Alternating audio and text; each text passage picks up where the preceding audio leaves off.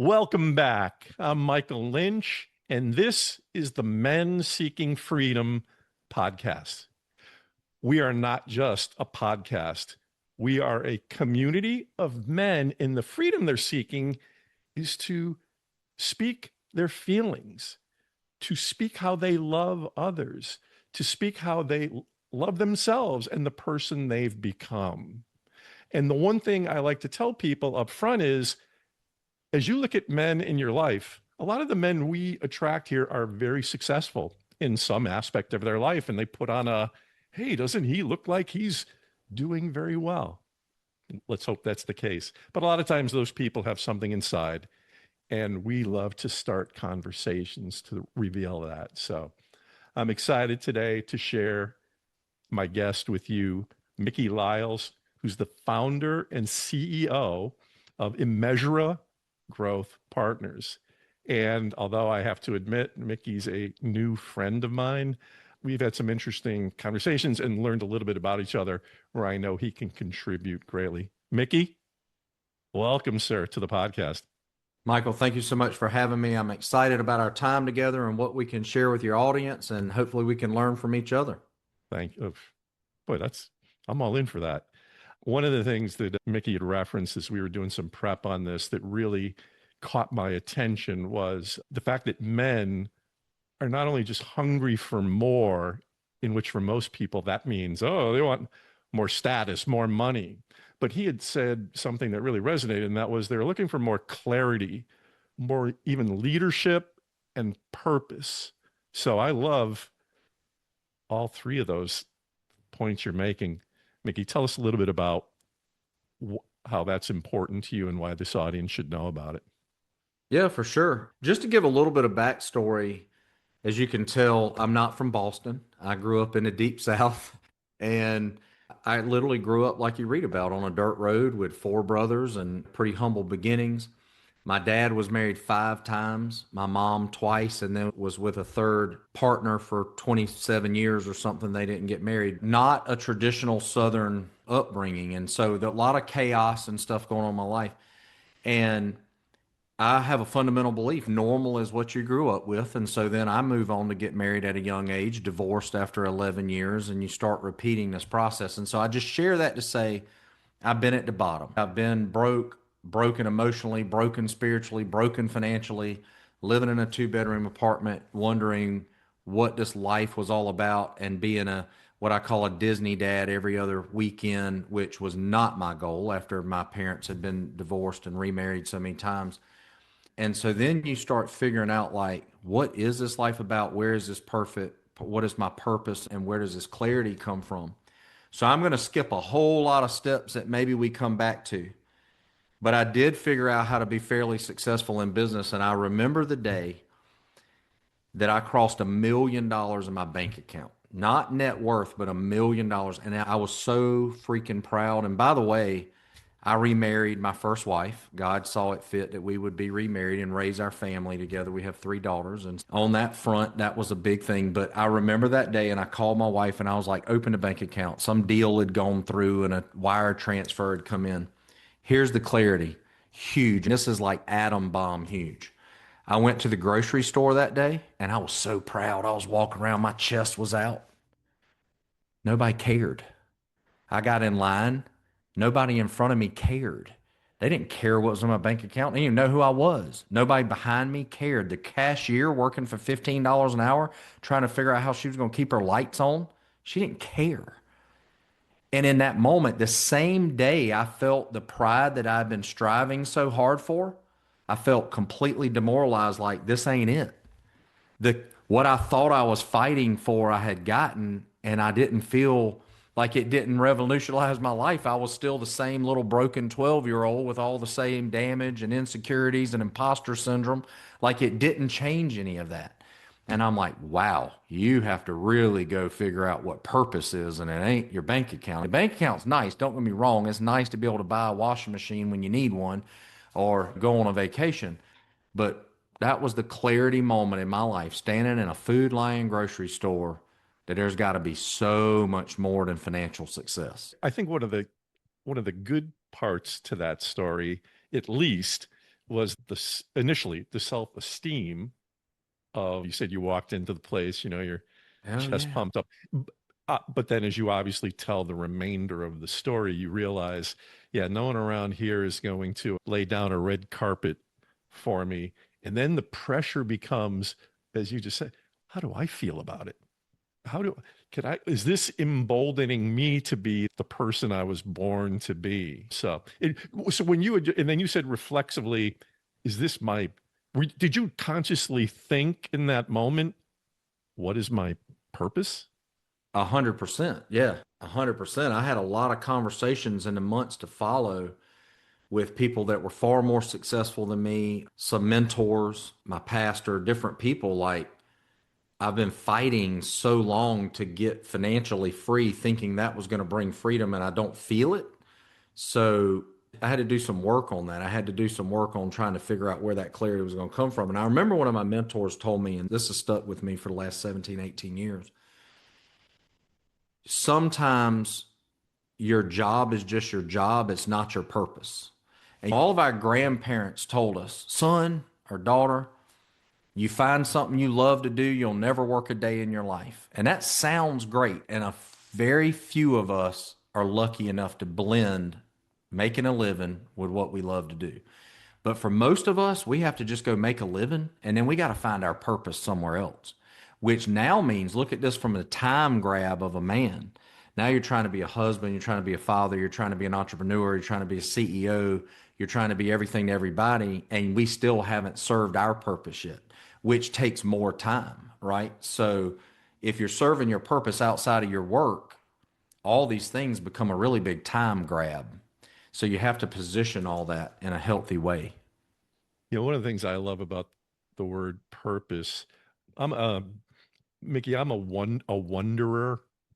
I'm a very curious person, Yeah, and I've been conscious of purpose throughout my life. But I often look out into the world, and again, you and I live in two different cultures, so to say, in terms of the sure. region, the country. And I often wonder, and I don't know the answer to this, when I look around in my peers, how conscious people are of purpose. Do you? So you'd mentioned having some life experiences that led up to really having it percolate with you. Do you find that you interact mostly with people who are conscious of their purpose, or do you find that it's a one-off situation with each person of you never know? Yeah, I would say that is a product that we can make ourselves subjected to based on the rooms we put ourselves in and the things we listen to. And because I own a consulting company and I'm always working with business owners, I will tell you that most business owners believe their purpose is to gain this monetary freedom over their life. And so that's the world I'm in. But I also do some nonprofit work and have some friends that run nonprofits. So I definitely see that emotional difference between chasing monetary success and serving purpose. And the joy that comes from the purpose is certainly a lot greater than the monetary success. Because I think a lot of my most successful clients, matter of fact, I'll give you a really good example because this just happened. What's today? Monday. I went to dinner Friday night with one of my clients. That was just 3 days ago, who sold his company for $79 million. And he sat at dinner with me and shared very intimately at 63 years old that he is very lonely and that he sold his company and everybody else still has to get up and go to work and he doesn't really have anybody to hang out with. And he actually got tearful while we were at dinner, and I had all the compassion in the world for that. Matter of fact, we might have shared a few tears together. But you think about that, it's like you're watching somebody live out what it would be like to win the lottery. Anything 800-acre hunting camp, Ferrari in the garage, the water, house on the water, all these things, lonely, no friends. It's not that he doesn't have friends, but the friends can't keep up. And by the way, and I'm just making an assumption here, but wouldn't you imagine that the friends now feel like they emotionally can't keep up? They're inferior. They can't compete. He's over here fighting these things like, hey, every time we go to dinner, do they expect me to pay? I don't want to be used. I want friends that want me for who I am. It's all these total mind things that happen, right?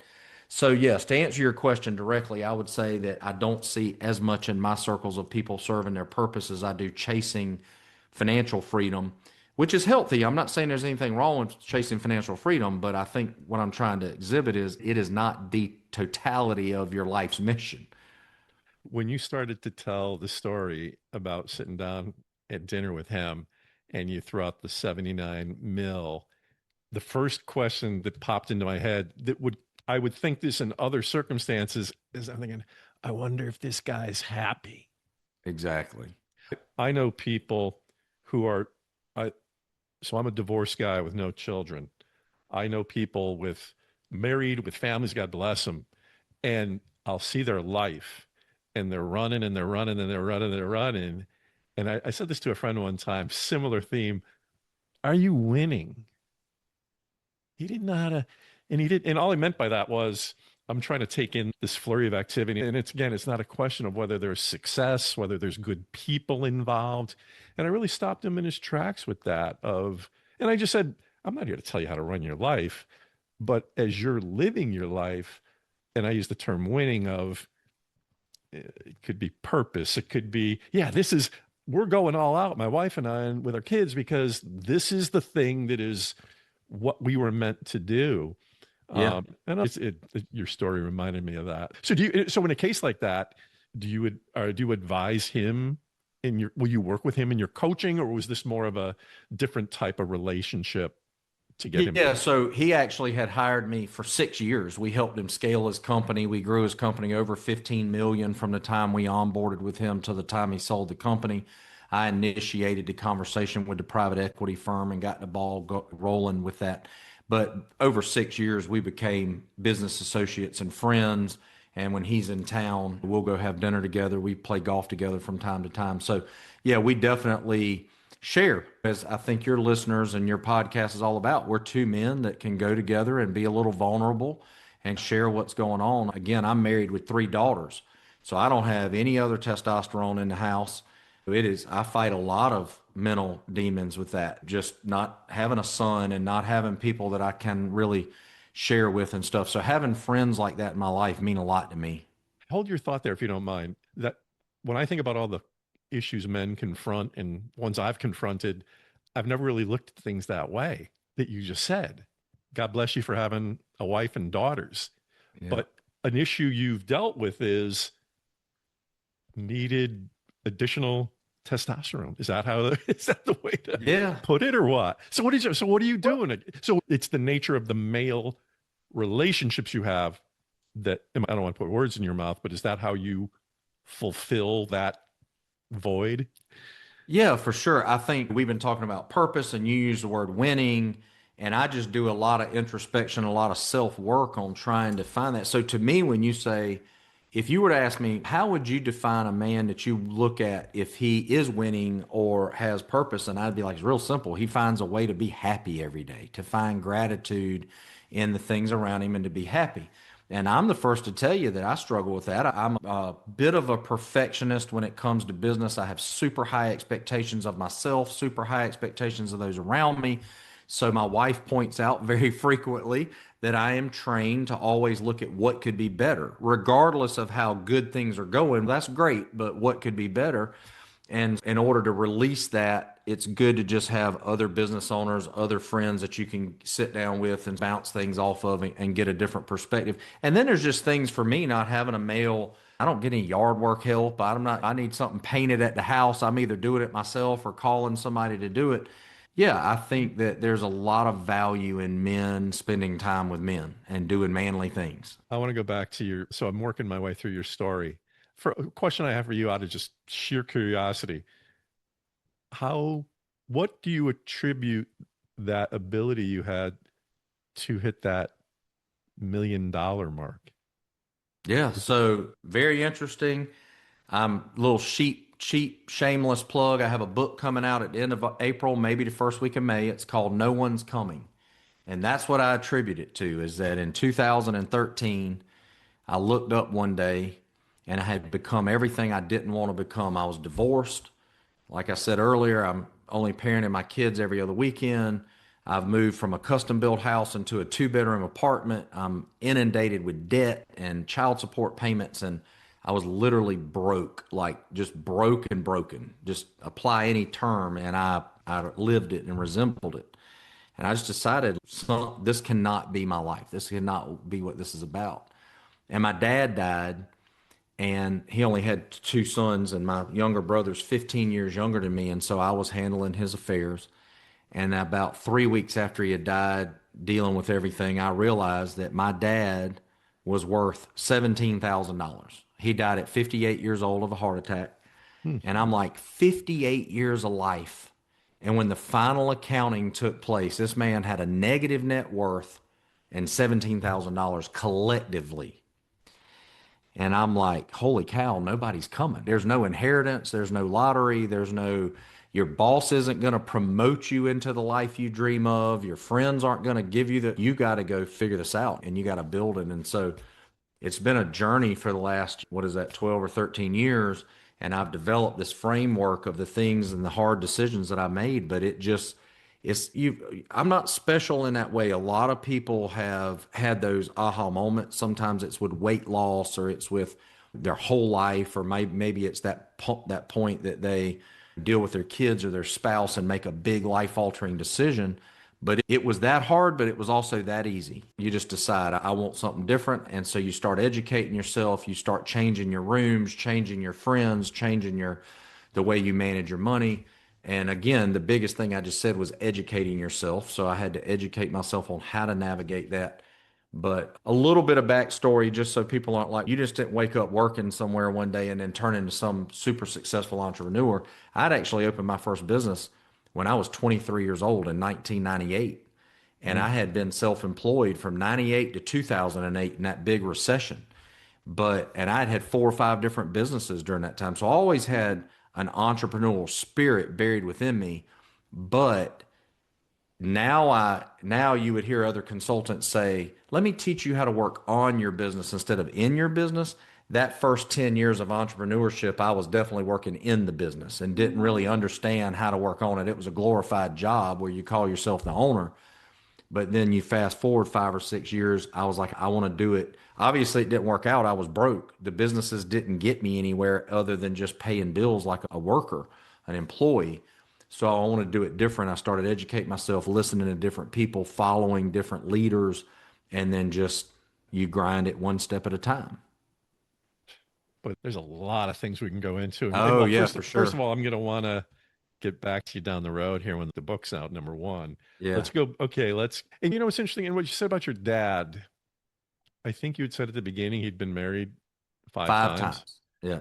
He passed away, unfortunately, of a heart attack at 58. I'm not asking you to get into the nature of the relationship you had with him, but it's one of those things where, and then you're hearing what this dollar amount is. Yeah. It's what an interest was he, and you can answer this as in depth as you want to, but was he, when we think about the theme of what we're talking about here with men seeking freedom, do you think there was something inside of him over his life that he wish he could have been more expressive about, a pain or something like that? Yeah. Or did you even think through things like that with? It's interesting. I think it's a perfect question, and I don't mind sharing, especially given the topic of your podcast and who the listeners are. I think not we all, that's a superlative, but a lot of us have parent damage, male, female parent damage. And what I've learned since I got over my dad's death and I healed myself and put myself in a better place is I've gone to a ton of self-help stuff. My wife and I have built a marriage ministry where we do conferences and all this stuff. And I've learned from psychologists and psychiatrists about all this. And I did learn exactly what you're saying. We see our parents or anybody that damages us, it could be our best friend, as this person who hurts us. And we never think beyond them about who hurt them and made them who they become. And so there's this thing that I love. Normal is what you grew up with. I'm just going, oh, dad left me when I was 8 years old and moved to Alabama and then Tennessee, and I never saw him and we didn't have a relationship and he abandoned me and I'm so mad at my dad. And then you don't look back and go, wait a minute now, what was his normal? So now you got to go another generation back, and then all of a sudden this grace starts coming in. You go, there was some things that happened to him, and he did the best he could with what he had, and He didn't know what he didn't know and those sorts of things. But interestingly enough to your question, I hope that resonates with a lot of your listeners. But with my dad, his parents never got divorced. He had two brothers, and you would seemingly think that it was a fairly solid It's an thing. ideal. Now, Yeah. his dad did die of a stroke at 61 years old in 1980. So that was pretty young for my dad. So my dad may have had a little feelings about that. But I don't know. Because my granddad died so early, I don't really know what his childhood was like. Was there abuse? Was there alcoholism? I have no idea. My dad died at 58. He never got to a point in life where he shared those things with me. But I can tell you that how I felt about him as a kid and how I feel about him now, I have so much more love and grace for him now because of the understanding is we don't know what our parents dealt with. And maybe they were shielding us from by not telling us that. You know? Does Two, that make sense? I'd like to interject two things here that you've triggered. Number one, I'm a massive advocate of therapy, and I have a faith-based therapist, but I've been talking to a therapist since I was 30 years old, which was a few years ago. Yeah. One of the If you allow yourself to go down that road, I say this to the audience, I may be preaching to the choir with you, but when you allow yourself to go down the road of therapy, what you just said becomes a subject. And all I mean by that is, so if you're talking to a therapist, I'm going to say to my therapist, Mickey ticked me off. We did this, that, the other thing, making that Yeah. up. And then eventually she'll say things to me like, tell me more about Mickey and what's he been like? What did he deal with his dad was married? And there's no judgment there. But No, my for point sure. is the more empathetic, and this is true about all human beings, never mind men, but the more empathetic we can be, and I have to work at this daily. The more empathetic to where I'm a Christian. We're all wounded, Yes. and I make no bones about it. And once you realize other people who hurt you, it's never justifiable, but they've been wounded too. The other thing that you brought up made me, I don't know if are you familiar with a gentleman named Jason Wilson? I'm not. I saw Jason interviewed 2 months ago on the Mel Robbins podcast, one of my favorite podcasts. Jason is in his 50s, African American man. He wrote a book that I've read called The Man the Moment Demands. So not only was I advocate this to the audience, the Mel Robbins, Jason Wilson podcast, 1 hour, worth it. The book, if you're a male and you're trying to find your way. But we owe a term he used that you triggered, the mother wound and the father wound. And he explained it as it related.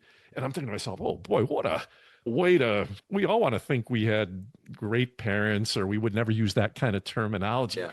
And this guy, what's lovable about this guy is he is so honest about, yes, I was lucky to grow up in a great home, but we do have these wounds. Sure.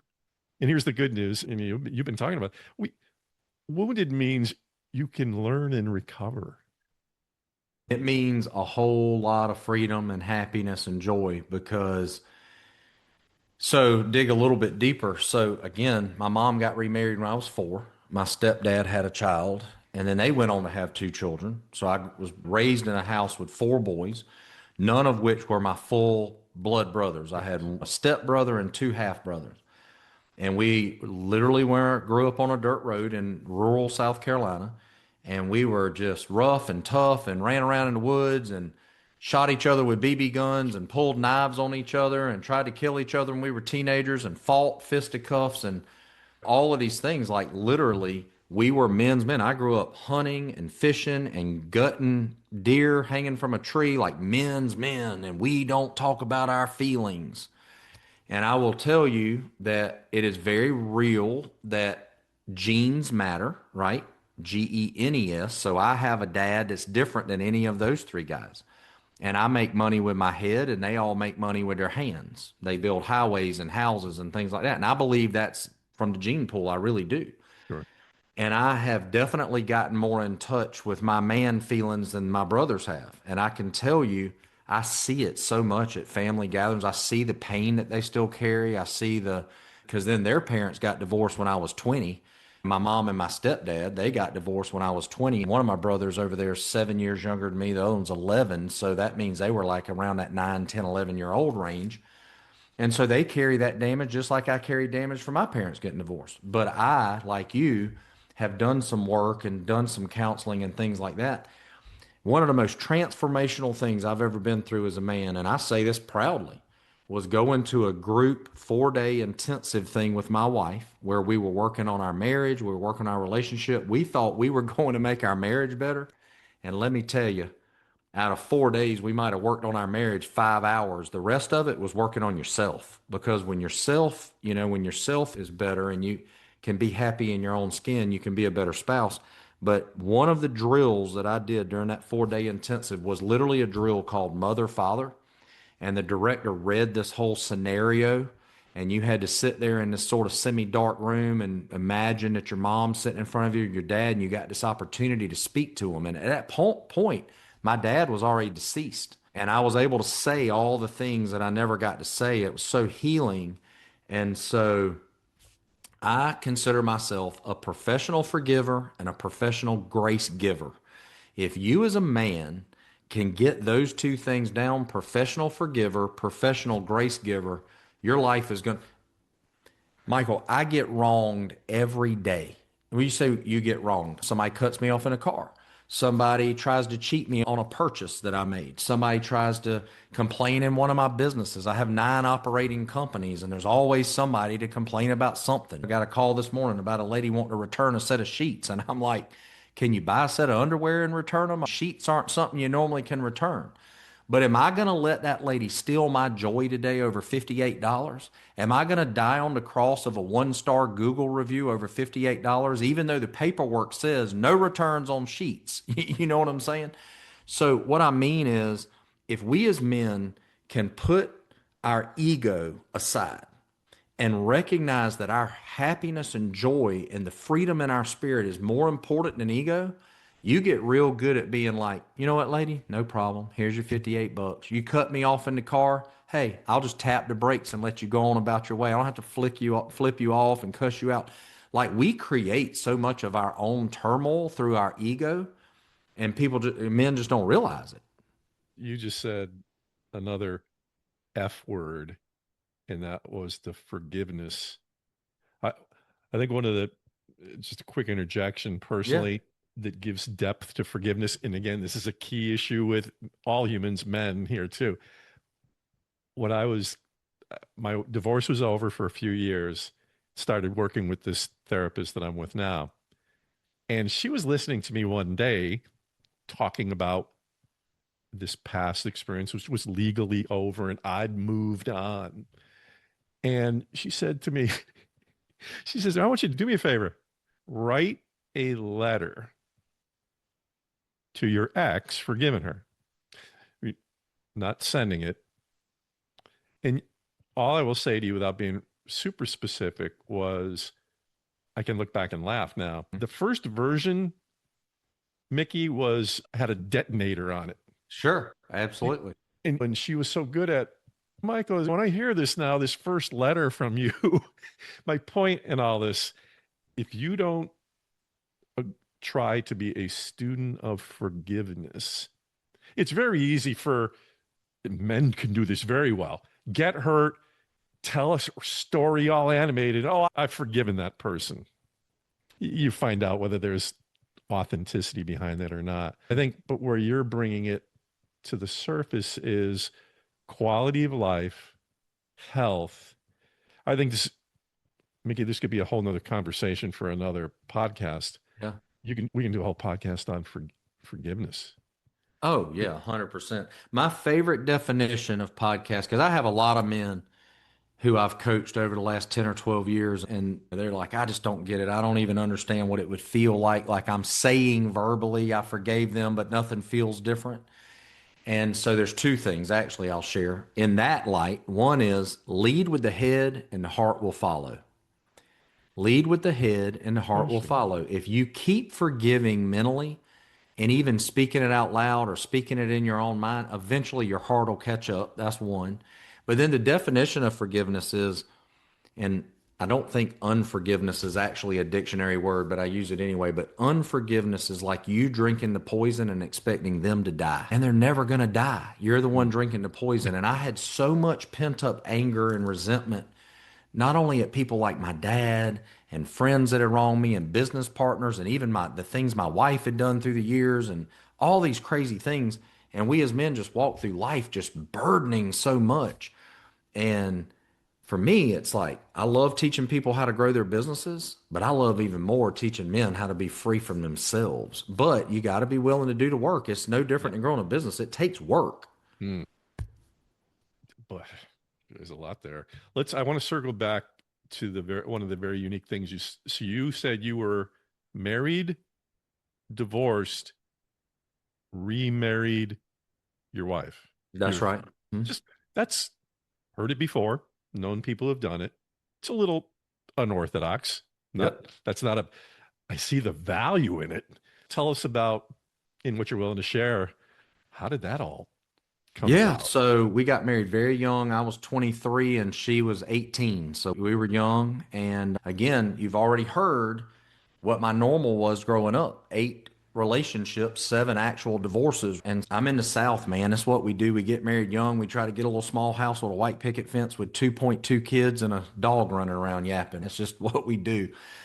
But I didn't really know how to be loyal. I didn't know really what being a man and a father was. It was just literally like the next step of a 23-year-old in the Deep South. And we did the best we could for 11 years. We had good times for sure, but we had bad times for sure, and it was up and down. And I don't mind sharing because it's in my book. It's on some of my socials, but certainly I made some decisions I'm not proud of. Read between the lines that led to us being divorced. There were certain lines that can't be crossed. And so I had crossed those. But here's the thing. It was never about my wife. It wasn't that I didn't love my wife or want to be in a relationship with my wife. It was me that I was fighting. It was my own battles, my own internal battles, right? And so I think the most impactful part of our story is we were apart for 3.5 years. People go, y'all got separated for a little while and got back. No, we went to the courthouse. In South Carolina, you're required to be separated for an entire year before you can get divorced. So we were separated for an entire year, living in different houses, and then went through the divorce. And then another 2.5 years after that, completely apart. We could date, we could do whatever we wanted to do. The chance in this day and age with the fingertip on a phone and online dating and all the things, like the chances of us staying single and not connecting with somebody else over that 2.5 years is pretty impressive. But I always wanted to be with her. I always wanted to be a father to my children. I never wanted to be divorced. And people say, why'd you do what you did? And I said, because I was in a selfish, arrogant place where it was just about me and I was lost in my own head. It was never about not loving her. She's amazing. And she was an amazing wife and an amazing mother. So what was the break? I'm trying to fast forward here in the story. What was it after those couple and a half years? Was it just you reaching out, or was it incidental? Yeah, so that's the end of it. Is for 2 years I chased her. For 2 years I sent emails and texts, and we would switch the kids off on the weekend, and I would look at her with these sad puppy dog eyes. We need to be together. We need to be a family. She wanted nothing of it. No conversation, no tears, no responses to my emails. Like, she wanted nothing of it. Every guy in my life was like, dude, move on. And I did. I casually dated and stuff, but he was always there getting those communications. And then one day, to answer your question, there's only one word that I can say, and it's God. He moved a hardened heart and a rock from out in front of her heart that I couldn't move. And my little 5-year-old at the time had to have some tubes put in her ears. We were at the hospital. We spent 3 hours in the waiting room making very small talk. She wouldn't even sit next to me. She had a chair between us. And when my daughter came out, she was still under anesthesia, and I put her in the car, and I looked at her and I said, I just don't understand how you don't think our family shouldn't be together. And she said to me, I'm not talking about this today. And she got in the car, and we went 2 opposite directions when we pulled out of the parking lot. And that was about 2 o'clock in the afternoon. At 10 o'clock that night, literally out of nowhere, I got a phone call, and she was crying so hard on the other end of the line, I couldn't understand her. And she said, I don't know what's going on, but it's been on me all day. And You've just been saying you're not asking to get back together. You're just asking to go to lunch and to reintroduce ourselves to each other and to start over in a new place. And she said, I'm not promising you anything, but I'll go to lunch. And we've been together ever since. I am I'm so sick of the concept of divorce. If you'll allow me to amuse myself, when I went through my divorce, which was painful, I've never been a stand-up comedian, Mickey, but I did manage to come up with a joke, and the joke was, what could be the only thing worse than going through a divorce? And my punchline was going through this a second time. And it just, not trying to be overly dramatic. Now, I've proceeded to tell that joke to many people who I didn't know well enough, who proceeded to tell me how many times they've been married. So then you throw this,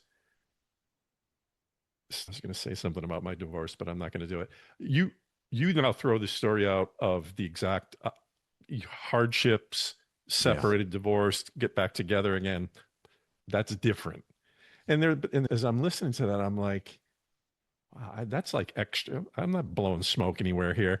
That's extra cool that you did that because you know something. I don't know if most, and this is a male and female thing. You start ringing up the divorces. You can do the, oh yeah, I needed to move on to be in a Right. healthier place. That's fine. But you know what?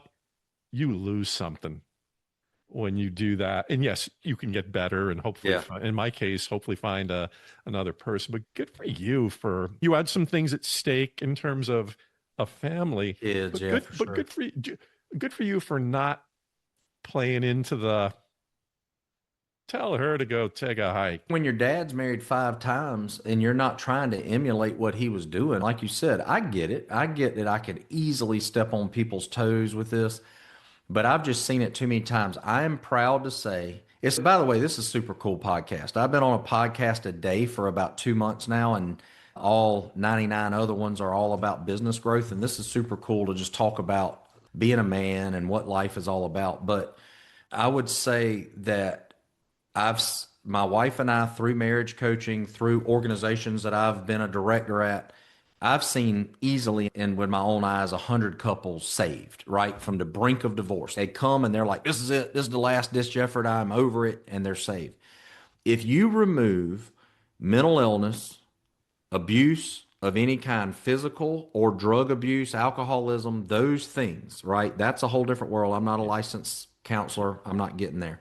But if you remove those things, you just take two stubborn people.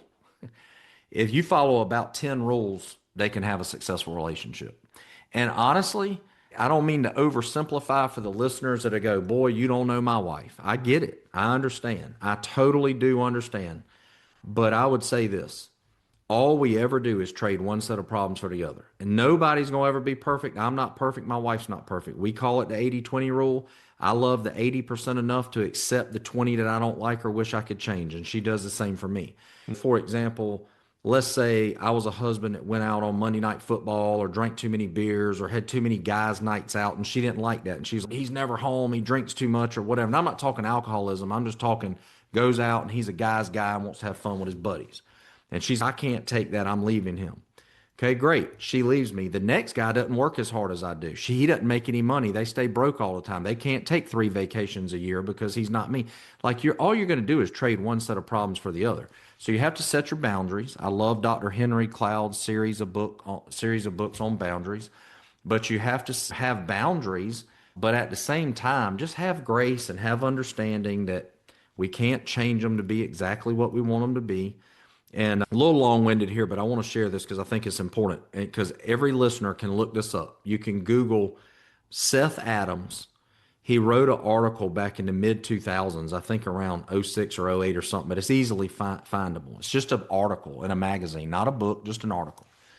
And he was supposed to be getting married, and he went on a walk with his dad, and he said, "Dad, I don't know if she's the right one for me." And they sat down, and Dad said, "What do you mean?" He said, "I just got thinking about this thing. I'm just not sure she's going to be the right wife or the right mother for my children." And most people would just say, "You're just getting cold feet. You're like 2 weeks away from the wedding or whatever." And the dad gave him the best piece of advice. And one of my mentors gave me this when I got back together with my wife in 2013. The dad said, "You're right. This marriage isn't for you. You got it all wrong because this marriage has nothing to do with you. When you enter this marriage, your whole goal in life becomes to make her life amazing, to give her everything she wants, to meet her needs, to make all her dreams come true. And her job is to do the same thing for you. And if y'all do that, you can't outgive each other. And I tell you, man, I was so selfish in our first 11 years of marriage. That's why it failed. I was so selfish. Well, what's in it for me? How many times can we have sex this week? How many times are you going to give me a kitchen pass to go out with my friends? I want to play golf 3 times a week. It was all about me. And when we got back together, it was all about her. And when it became all about her, then her needs are being met, then she's meeting my needs. And now you're in a positive cycle instead of a negative cycle. We've managed to go this deep into this conversation without talking about something we said up front we wanted to talk about that ties into all this, the role of faith. Yeah. So when we talk about divorces, what's funny, what you just said about, I totally get what your job was, what her job was. When you step back, at least in the society I live in, Yeah.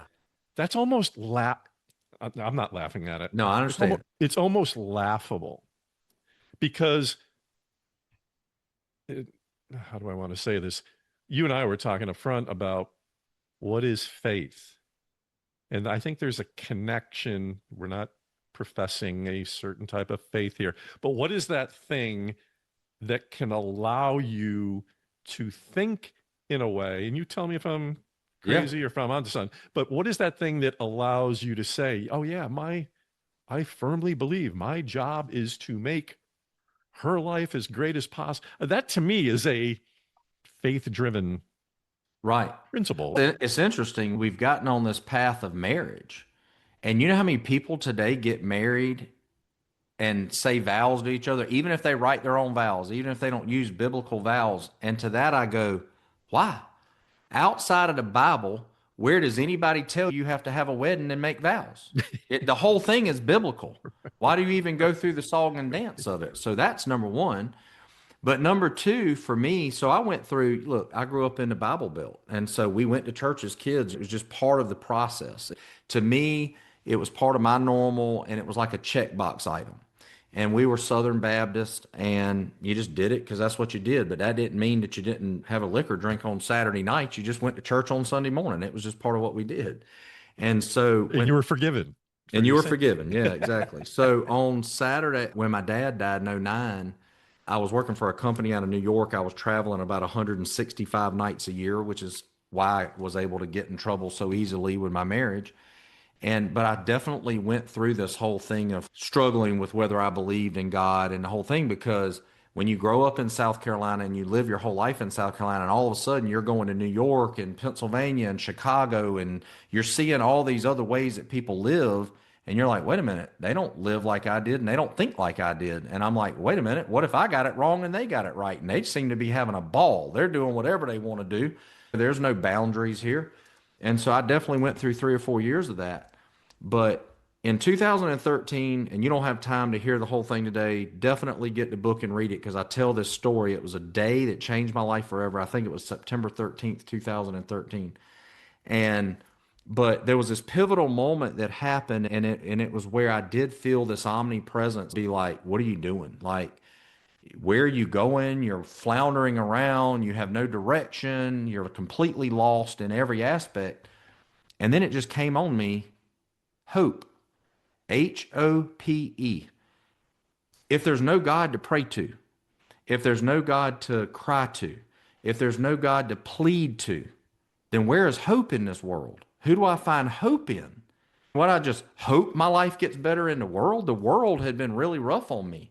The world had torn me down. The world had led me astray. And then I was just like, you know what? This ain't about going to church anymore. This isn't about religion. This is about relationship. I call it the 2 R's. You can keep or take religion. I don't care. I want everybody that I come in contact with to have relationship. So it became where I could be at a stoplight, and it would be like God was sitting in my passenger seat. I took him from this omnipresence where I'm always in trouble, because that's how I grew up. We're just sitting, we're always in trouble. My thoughts are bad. My drinking is bad. My this is that. I was always in trouble, to saying, nah, man, he's Papa.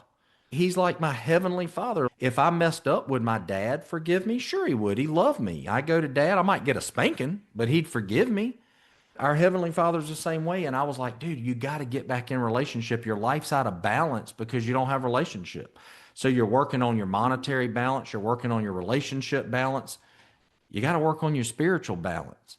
And as I started doing that, man, did things start coming together. All of a sudden, it's crazy how that happened.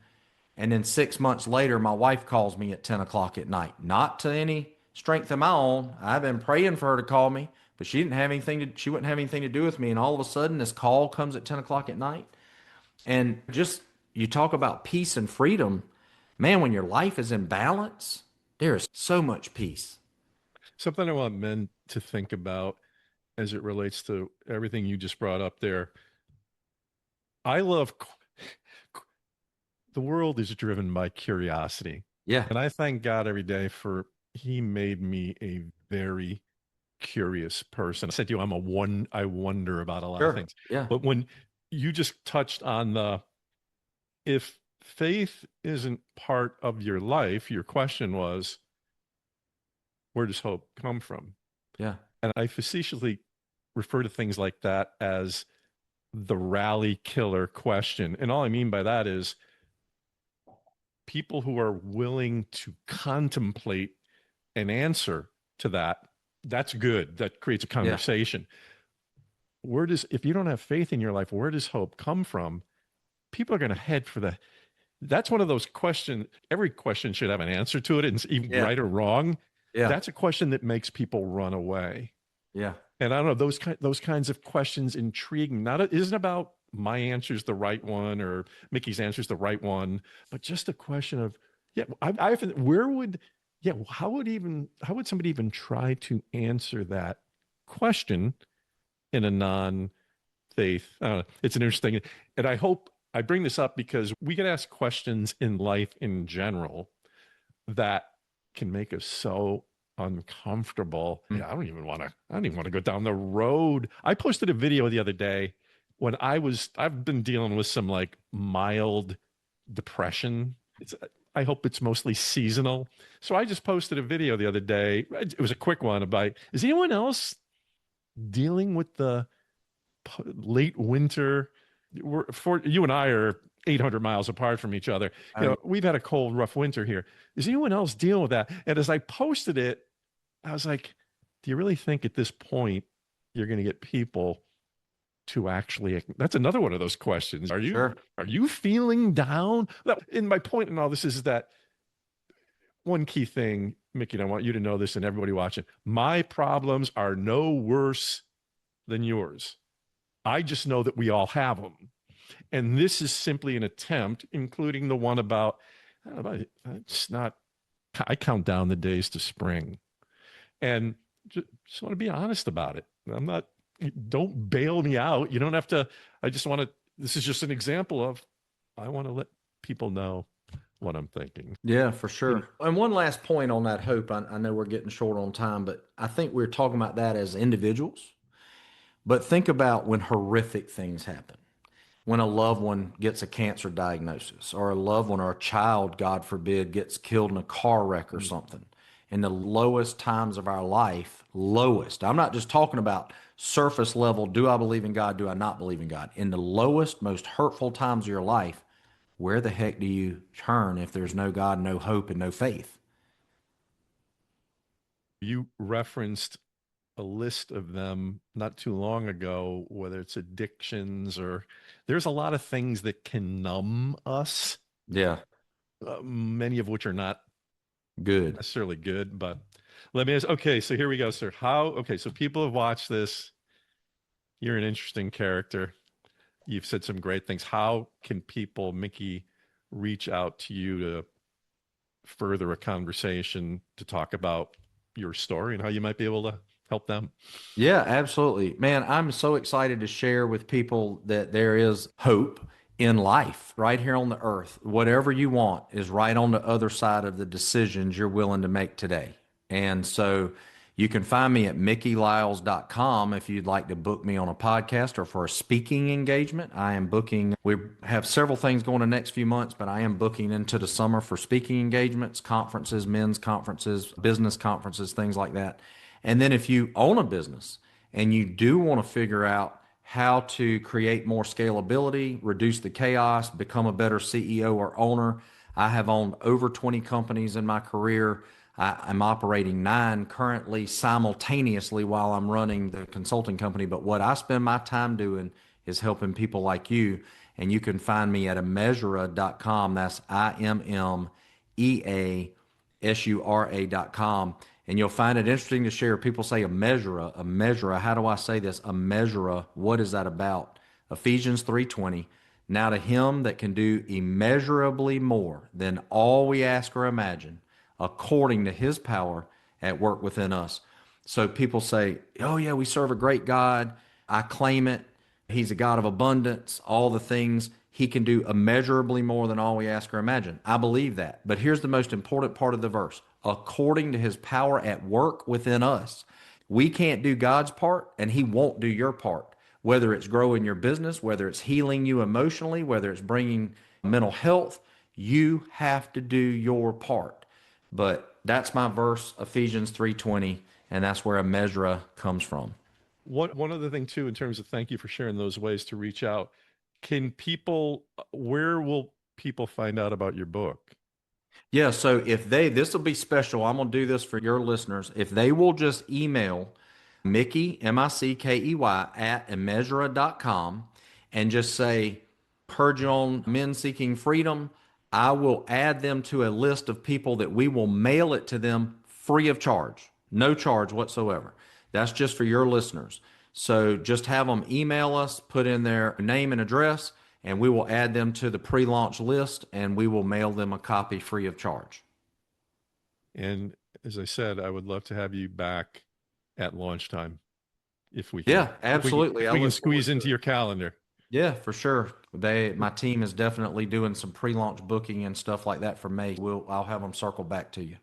Awesome. God bless you. Thank you very much.